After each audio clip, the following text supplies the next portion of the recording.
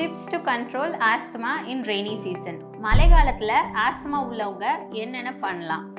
மழை காலத்தில் ஆஸ்துமாட்டிக்ஸ்க்கு காஃப் அதிகமாகும், செஸ்ட் டைட்னஸ், டிஸ்கம்ஃபர்ட் அதிகமாக வாய்ப்பு இருக்குது, மூச்சு திணறலும் வீசிங் மட்டுமே அதிகமாக வாய்ப்பு இருக்குது.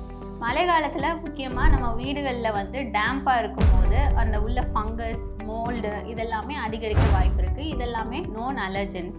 டஸ்ட் மைட் இதெல்லாமே மழை காலத்தில் அதிகரிக்கும். இதெல்லாமே ஆஸ்துமா சிம்டம்ஸை ட்ரிகர் பண்ணும். ஸோ இதை நம்ம ப்ரிவெண்ட் பண்ணி பார்த்துக்கிறது ரொம்ப நல்லது. Cold drinks, cold food items இதெல்லாமே அவாய்ட் பண்ணால் ரொம்ப நல்லது. ஸோ வெளியே போகும்போது எப்பயும் மாஸ்க் போட்டுக்கோங்க. கோல்டு ஏர் உங்கள் காது மூக்கு வழியாக போகாமல் பார்த்துக்கோங்க. அடுத்து மழை காலத்துலேயும் வைட்டமின் டி டெஃபிஷியன்சி அதிகமாக பரவலாக இருக்கும். ஸோ அந்த வைட்டமின் டி டெஃபிஷியன்சி கூட ஆஸ்துமா சிம்டம்ஸை வேர்சன் ஆக வாய்ப்பு இருக்குது. ஸோ அதுக்கேற்ற மாதிரி நீங்கள் ப்ரொஃபைலாக்சிஸ் எடுத்துக்கிறது ரொம்ப நல்லது.